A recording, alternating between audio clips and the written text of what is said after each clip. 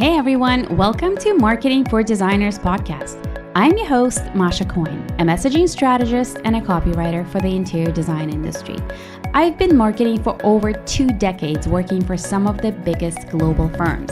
Today, I write website copy for designers like you using my signature voice of customer framework. This podcast is a bit of a passion project for me. If you're a designer looking to up your marketing game, elevate your online presence, and attract premium clients, you are in the right place. I am so happy that you're here. This podcast is all about sharing marketing stuff that actually works. I'm talking with professionals who know the ins and outs of marketing, from SEO experts to website designers, PR pros, branding specialists, and many, many more. But here's the really exciting part. I've also persuaded some incredibly successful interior designers to open up about their marketing journeys. It's like we're sneaking a peek under the hood of their businesses.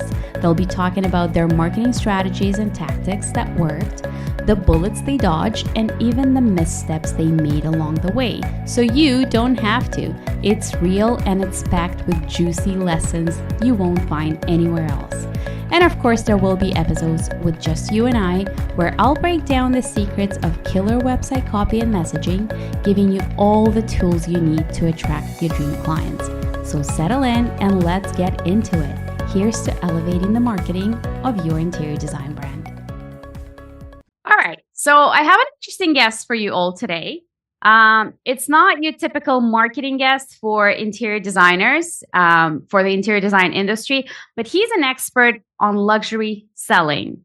And when I read his bio, I wanted to get him on the show because I believe learning comes in different forms and we can always borrow and gain some valuable insights from outside of the industry. So I'm talking to Andris Vizulis. He's an ex-magician turned marketer who became a business partner in a local suit store selling affordable off-the-rack suits and helped the company grow their sales 14 times in profits.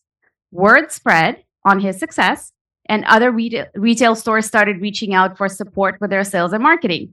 To date, Andris has worked with over 40 different brands in the suit industry, even selling I'm hoping I'm reading that right, up to $50,000 suit to dress the royal family.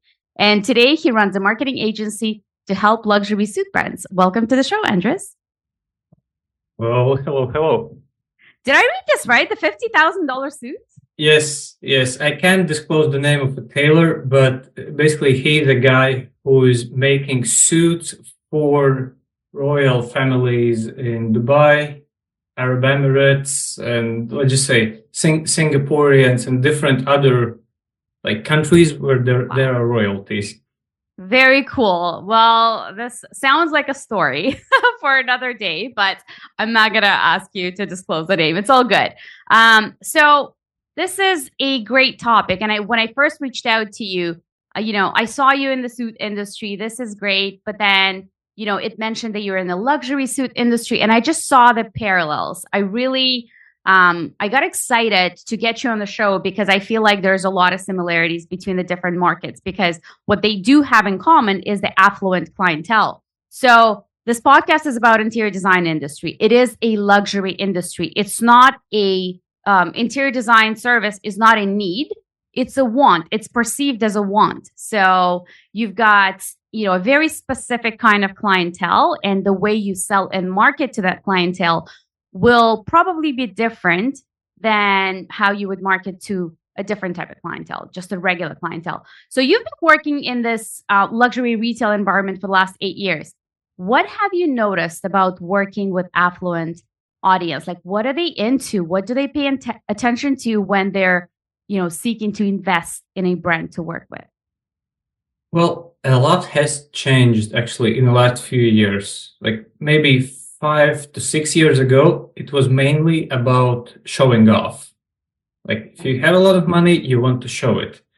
But currently, the state has changed in a way that affluent people want to spend their money to primarily save themselves from a big headache or to save their time. Mm-hmm. Those are I'd say pyramid of needs has flipped a little bit. Mm-hmm. It's So less about the any, flash and more about like what's the value that I'm going to be getting. let's say mental well-being became a priority after COVID, especially to the folks who can afford such luxury to throw money at the problems they have. Okay, that's interesting. Um, okay, so knowing these things about the affluent, how do we market to them? Or maybe let's turn this around a little bit. Like, what are currently brands doing that's wrong? Like, are we making mistakes the way we are marketing and selling to the affluent? Well, I'd say I might have a bit of a hot take on your podcast. Like I have heard of a few different speakers covering different tools and tactics, but in luxury segment, it's not as simple. It's not transactional. It's not selling a commodity. Like as you mentioned, it's selling a want, not need. So like if you come to a barber shop and ask a barber, should I get a haircut? It's fair to say that yes, and they will do a good job, but it's a question of tactic and not strategy. And when you're trying to sell to the affluent people, strategy actually is more important than tactical implementation. Just to give a good example, you want to go hunting. You might find the best guy who makes the best scopes for hunting. Like it gives you huge telescope to see really good. It's a tactical advantage. But if you have to hunt at night, you need night vision instead. So there's no point of getting better scope if you don't have a night vision. And Makes similar sense. issue arises with marketing to the affluent people. We're using the tools that are meant for a different task. Speak more about that. Like, what kind of tools are we using? From what I'm hearing is we're using the tools, but not the right way or not for the right purpose. Yeah, I'd say the first problem of businesses that are trying to work with affluent folks is giving this magical power to marketers, PR specialists, SEO specialists. Like every kind of marketer kind of has this imagined power to conjure clients on demand. But it can work with simple commodity, like, selling toilet papers, iPhones, and things as such, because demand is so huge. But when you're selling a luxury item, it's up to the client to make a decision of buying. So we have to work on their terms instead. Okay. And So that's a huge shift. so you mentioned it's up to them. They have the deciding power. What have you noticed about how they make decisions? This kind of clientele, what motivates their decision making? I'd say there are two audiences of the affluent. One is still the old school, let me just burn some money quickly, like this hedonistic lifestyle, but this percentage is becoming smaller and smaller. And then there's a lot of smart money. And those people are taking longer and longer to make a decision. What we have noticed with luxury suits, and by luxury, I mean like suits starting from $10,000 per suit. We have different tracking tools, data over our client websites, and we notice that currently the decision-making time to make a purchase has grew more than 2 to 3 times. Previously, it took them maybe a week or two after they saw some ad or piece of content, and then they schedule an appointment. Now it can take sometimes even up to a few months, just because the customer is becoming, let's say, more educated on doing their research. So they're looking at competitors, they're researching the problem that they're looking into. Can this service provider fix this problem for me? And they want to feel good about spending their money. And that makes a lot of sense. And it does, it definitely aligns with what I'm seeing in the industry too, that it takes a lot more time, but it also take a lot more touch points with the brand to actually make that final buying decision. What are they doing in the meantime? You mentioned a couple of things. They're researching the problem, they're researching the solution, maybe they're comparing different service providers. Who do they want to deal with? Because I feel like the same thing applies to interior design. You're not just going to, find out about interior designer, hear a bunch of a couple of things, read their brand story, and then boom, you're ready to hire. It's going to take a lot more than that. So what will it take? Like, what should we be doing in the meantime? How should we be, building the relationship with this audience and create these various touch points with them to help them in their decision making? Okay. Well, I don't know if all of your listeners would know this like example, but there's like this pyramid of the market. So there's a few people on top who need your product like yesterday. They urgently need it. Then there's more people that will need your service. Then under them, there's way more people who are thinking about maybe partnering with. And on this bottom, there's people who I would like to someday. Mm-hmm. And how you can work with that is instead of going after, let's just say, marketing efficiency, like getting the cheapest clicks, the most amount of the attention or something like that, it's a never-ending game. Like if you try to get cheapest clicks, you will get bad quality clicks. If you try to go for a quality of lead, it will be so expensive that your business model almost always breaks up. So the best way that we have noticed on how to sell a luxury item is by creating pieces of content that do not address the ready-to-buy audience at all. Like it sounds counterintuitive, but if you have an ad, like let's say affluent, rich folks don't like to do the things that they're told to do. Mm-hmm. Like they have this, let's say, influence in their life. Like they are the ones in charge of their destiny. So if you tell them, click here, buy now, click here, schedule an appointment or sign up to my webinar, it usually doesn't work as well as here's what I do, here's what I did for those people, here's the result. If you would like something like that, feel free to shoot me a message. That's it. So taking away the pressure. So it's almost like not the most direct way to sell to them. But let me play devil's advocate here. Yeah. Wouldn't that be removing call to action, which is like so crucial in selling and marketing?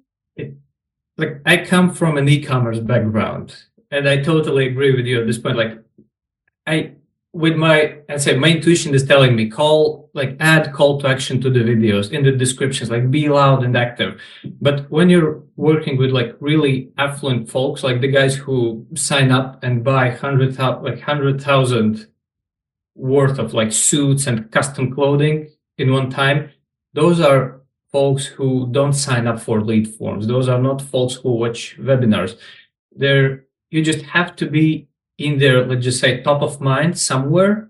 And when they come up with the decision to make a buying, like they're willing to spend the money finally, they wouldn't be going on Google looking for best price, best deal, competitors in like service provider in this area. No, they already know about you. Right. And you kind of told them that if you need something, give me a message.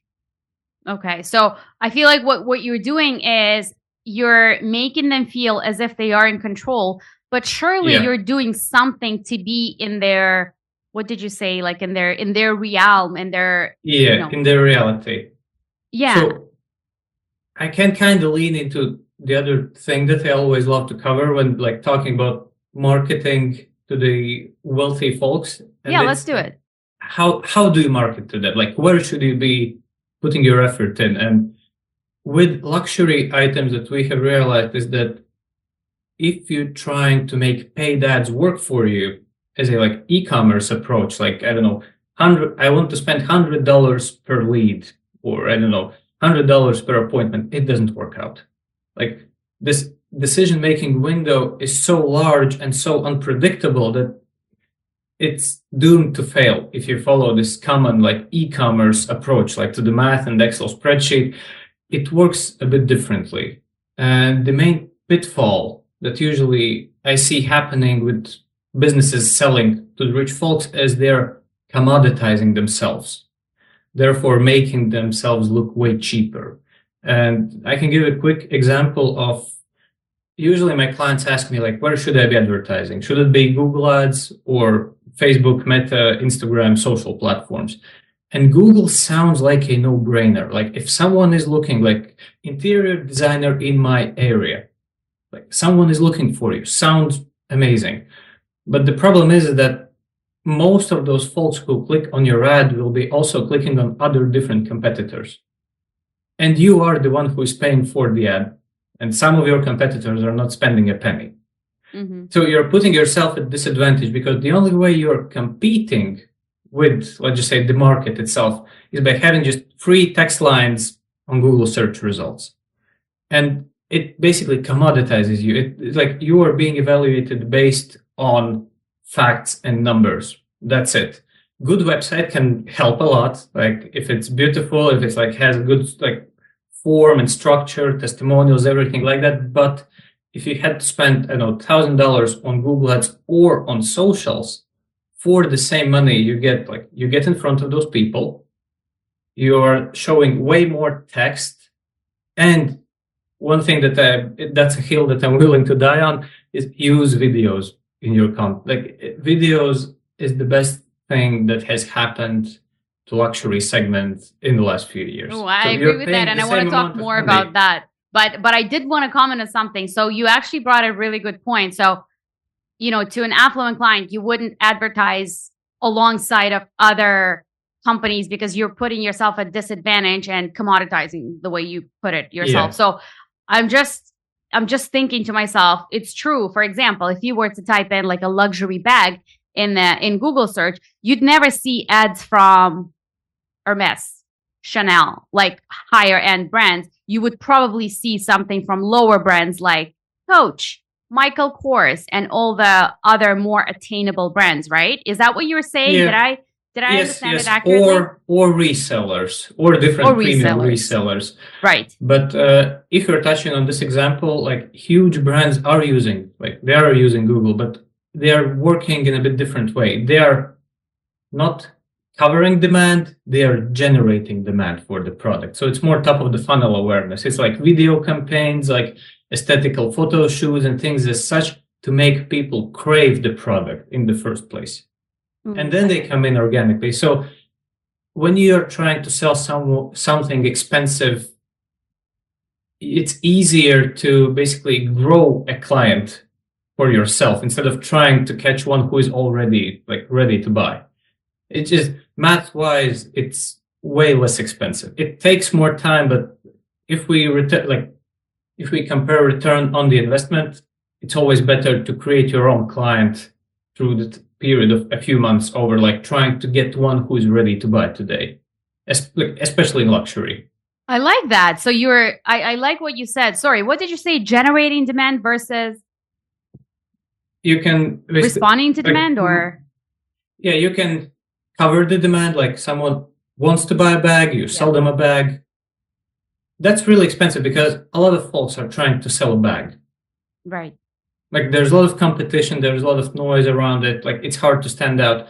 But if you're the one who brought the interest in bags, educated the viewer on what makes a good bag, you indoctrinated them in like trusting your brand. When it comes the time to buy a bag, they're coming straight to you. They're not going on Google and comparing it on different marketplaces. They're going to the source that they now trust as a result of all that education that you've created. So let's talk about how do you generate demand, and then we can talk about videos. So how do we generate demand? How do we create that customer? So instead of we're like a fishing or trying to get to that customer, we're almost like creating them. What do we need to do? What are some of the steps that we can take? Okay, I can summarize whole like MBA experience in one short sentence, like free of charge.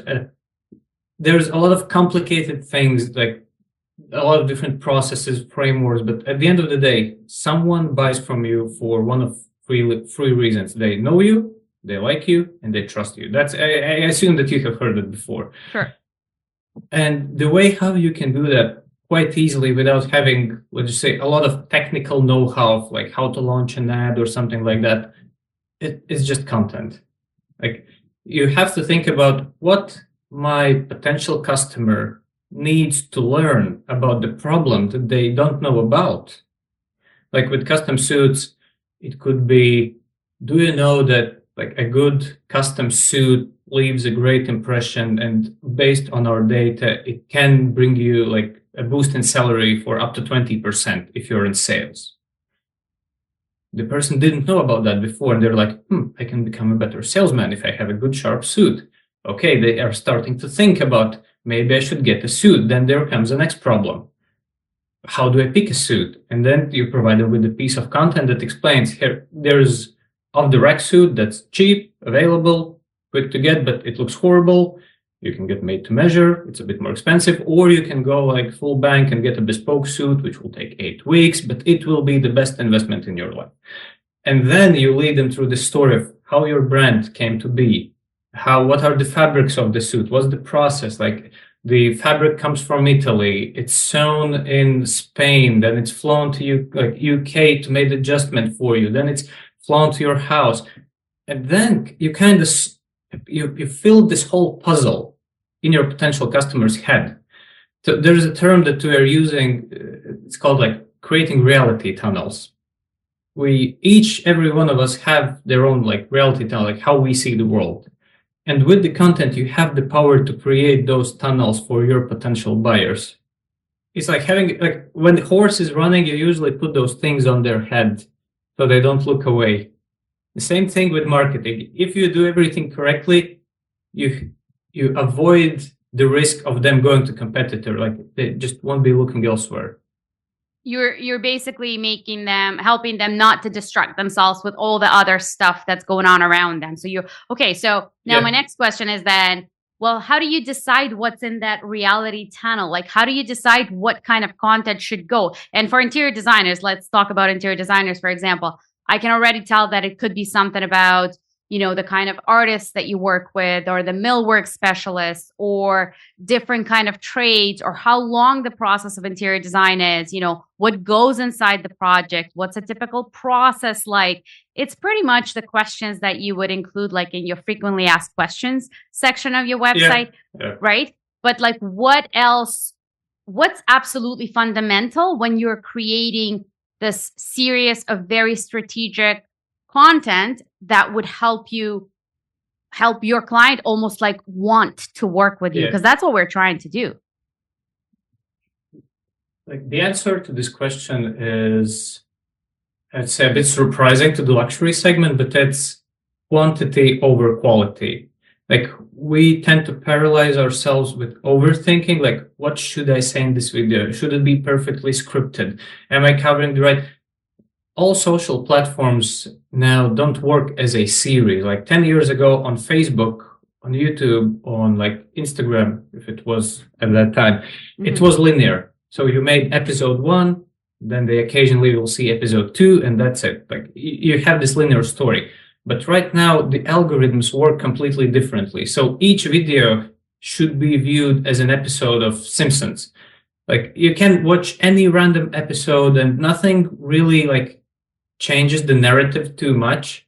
So you can watch them randomly and it paints a bigger picture, but you're not missing out anything. The order doesn't make any difference, right? There's no start, middle, end. It's like you can tune in anytime. It's like an episode of Friends, for example, right? On Netflix, you would watch something. Yeah. And it's like every time it's going to be funny, every time it's going to make sense, and you haven't missed anything, any storyline. If you have massive advertising budgets, then you can think about like this linear approach, because with paid ads, you can't manage this. Like, let's show this first video to, 100,000 people. Then let's show the second video to the guys who have seen the first video. But it gets really expensive really quick, because with each video, there will be less people who watched it. And the smaller the audience, the more expensive the ad becomes. So general framework is just put a lot of content out there. Something will stick, like something will work. And that should be used as your spearhead, like piece of content with paid efforts. And then you can tag along different other pieces of content that showed good performance. Okay, so quantity over quality, which is not a typical advice that we give. In the beginning, until you find what works for you. Right. Because trying to copy something that someone else does in your industry and he's doing it really well, it doesn't mean that you will also be doing well. Like, everyone has different things. And when we onboard our clients, we have a huge list. We have like 1,500 examples with numbers. Like how good this piece of content performs, why it performs well, and things as such.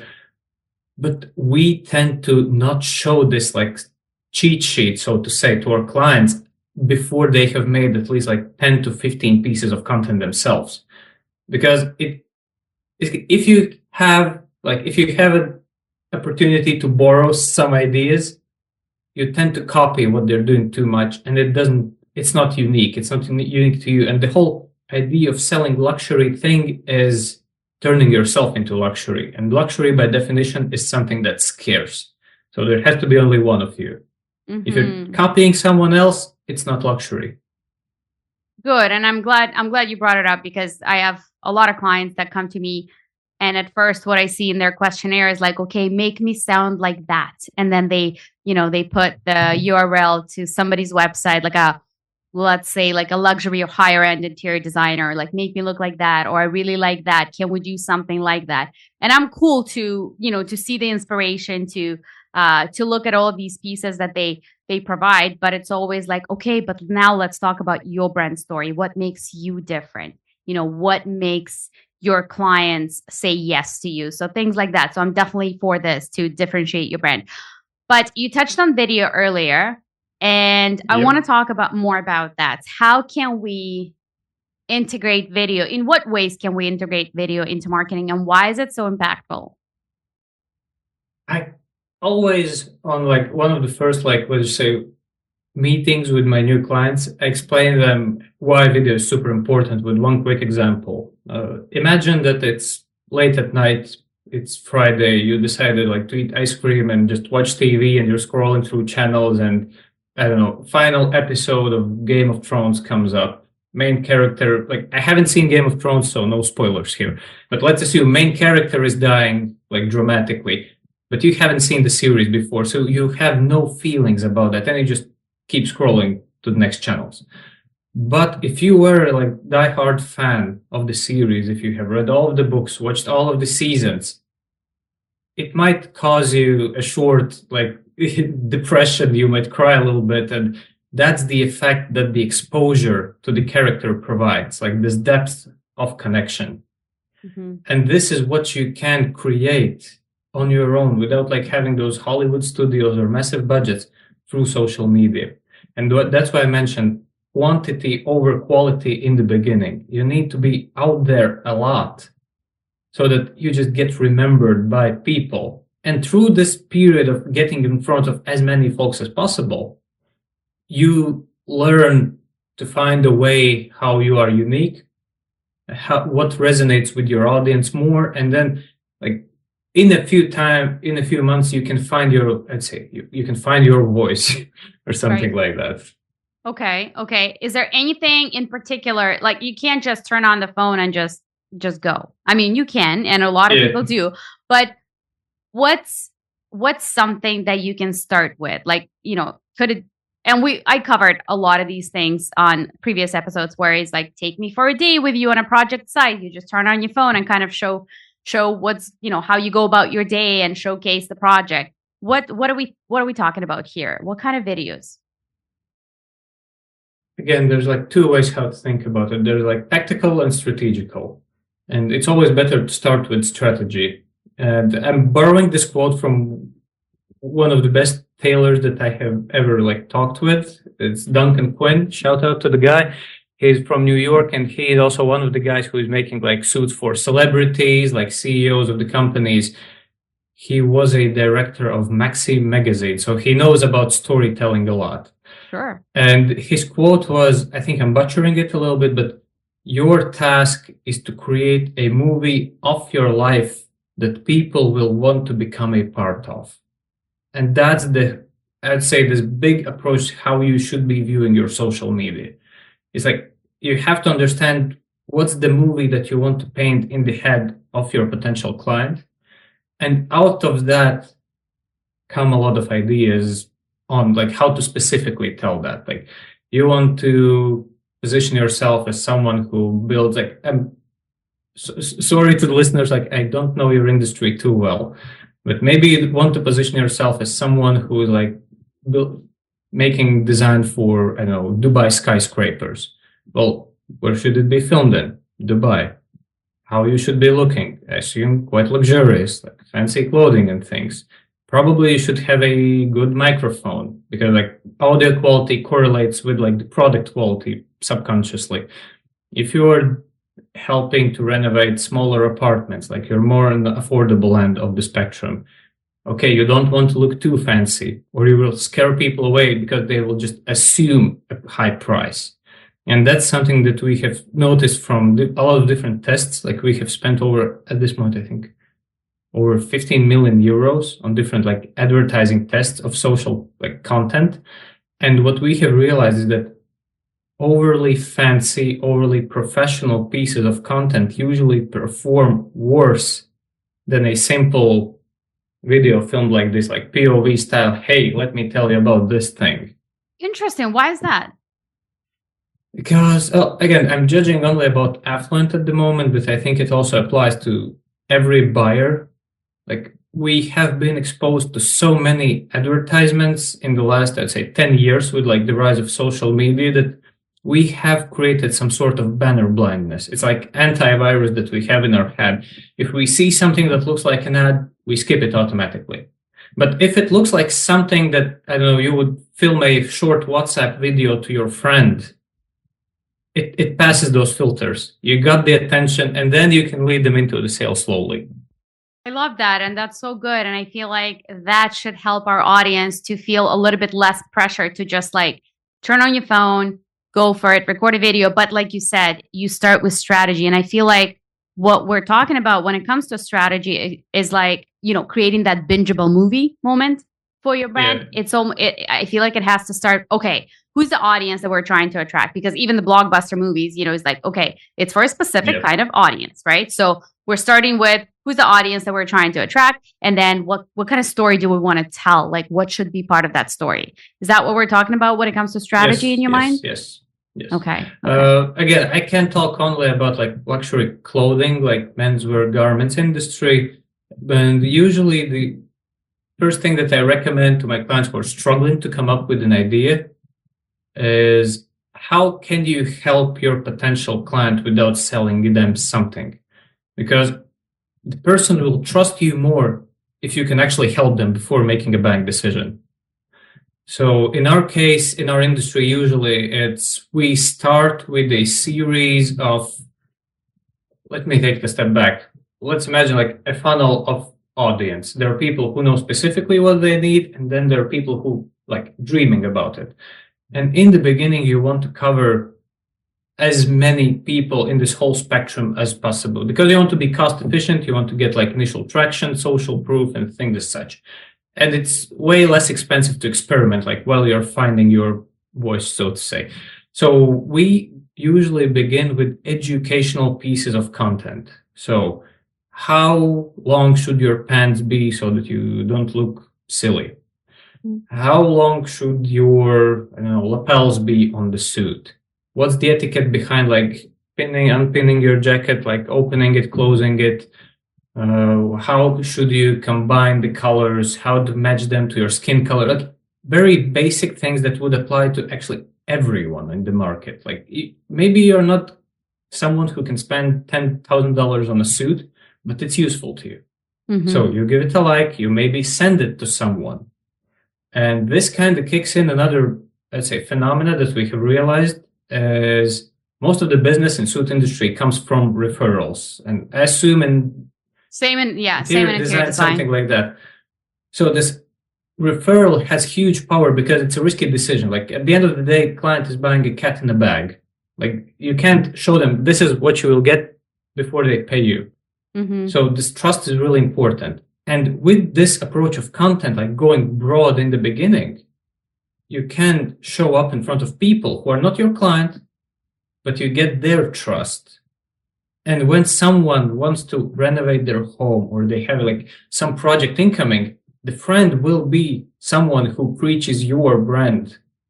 And it's like a brand ambassador, being your brand ambassador, basically. Yeah, but he's not your client. He's never bought from you. He maybe is not the right fit financially, but he becomes a brand ambassador. And maybe he's not a fan. He's not like I would be wondering if someone became a raging fan of interior design who's not into interior design.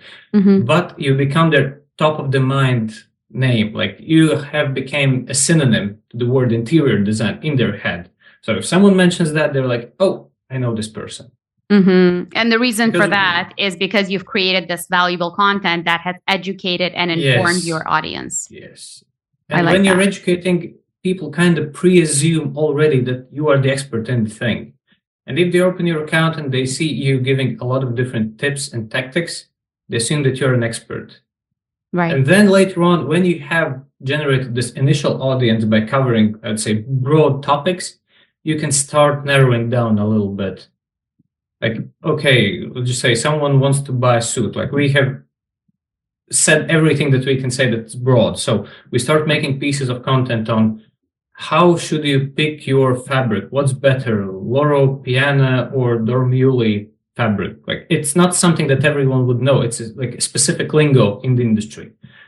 But again, out of this whole huge funnel, some people will know what that means. And we will bring them closer to the buying decision. Okay. So now it like you came full circle, because now it makes so much sense where you're saying, start big, quantity over quality, start creating content on all the fundamentals. Like here's what are your, potential clients or even people who are just thinking about interior design are wondering. And then you get to that kind of, the few select ideal clients that would know, in fact, all the fabrics that you just named. I have no idea what you just named, but I'm sure clients who are shopping for a higher end suit, they would know the difference. So that specific content would speak to them. It would resonate with them. Yeah, and that at that moment when they see this piece of content, they already know you and trust you. So you check all of the boxes when they see this piece of content, and at the end of the video you say, but if you're still struggling to come up with what fabric you would like to choose, give us a call. We'll be happy to assist. No sales, no call, just we're here to help. That's it. That's interesting. So that's an important point. So you would recommend not to sell hard to them, maybe not to include a very direct call to action, because I do actually, thinking of my own clients, I do in fact have a few clients who have this aversion to calls to action. And every time I write their content, they're like, no, remove that. We don't want to appear salesy. We don't want to try to sell. Like, we just want to provide information. And every time I'm like, but how? But like, you need that next logical step. But I guess in specific types of content, you would include that, but like a softer, subtle sell. Yes. It shouldn't be like with cold email. Good example is like you would never ask in your first cold email, like, let's book a call. Right. Better thing to ask would be, would you mind having a quick chat? And if they say yes, you send them a link to have a call, like something like you have to baby step the process.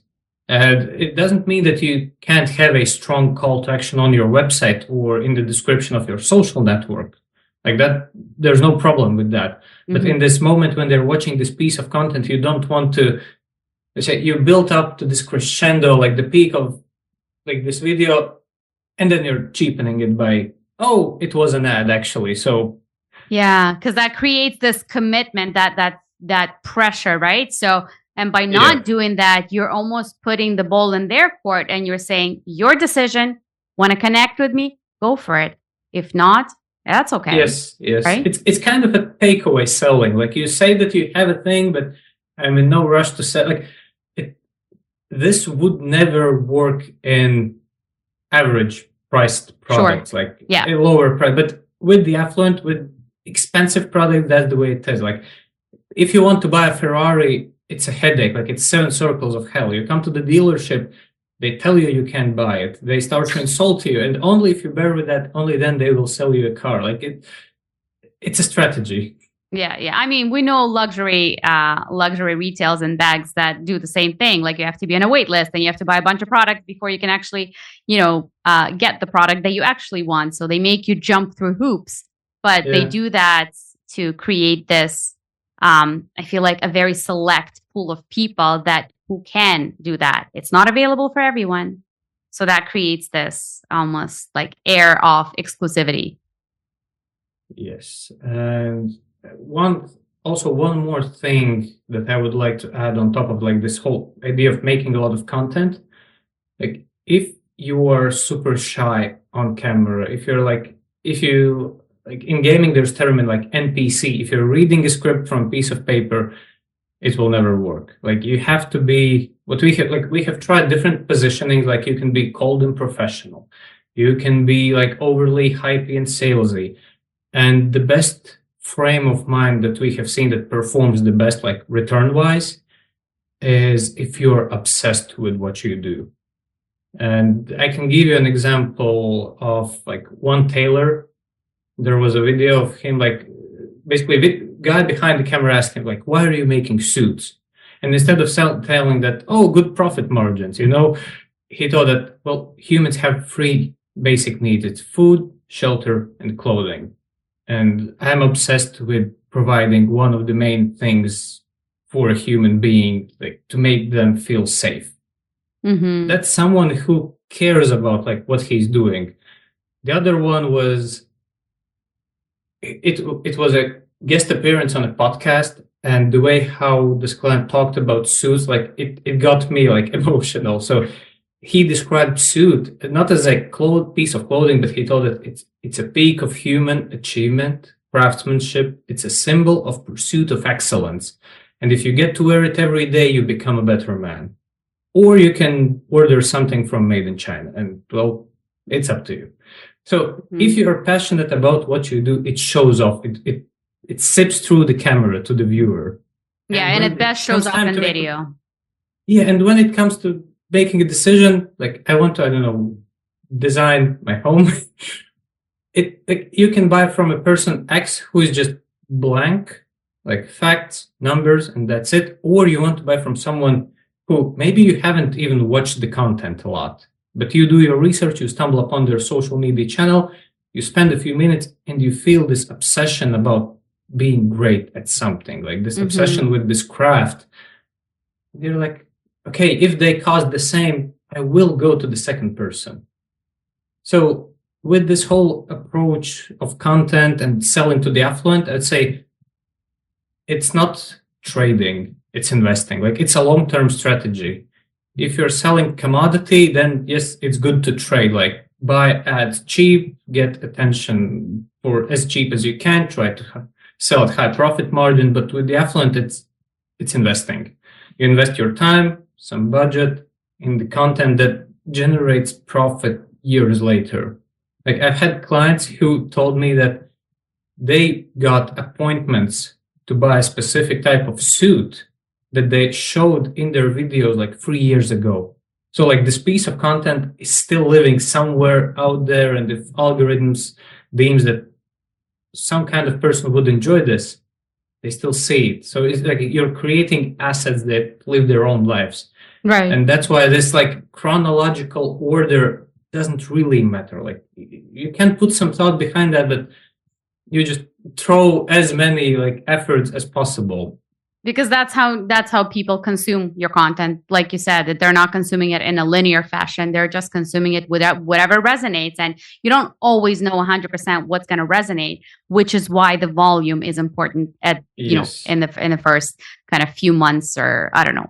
I'm assuming it's in the first few months. But that's a great point, and so many great takeaways, Andris. Thank you so much. I want to ask you one last thing before I let you go. Sure. Is there a habit or a practice that you've implemented in your life or in your business that has been really game-changing for you? I'd say I stopped being shy about my results. Like I had huge imposter syndrome for years, so I was white labeling my services. So I helped suit businesses through different agencies. But I took this like leap of faith, and I started to be more seen online, like on LinkedIn. I started like posting articles, topics, sharing things.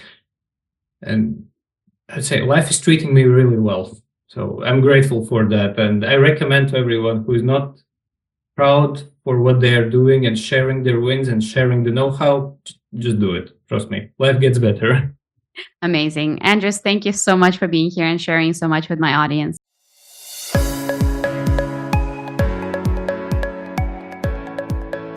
Thank you so much for tuning in to another episode of Marketing for Designers. This is Masha Cohen signing off. See you next week.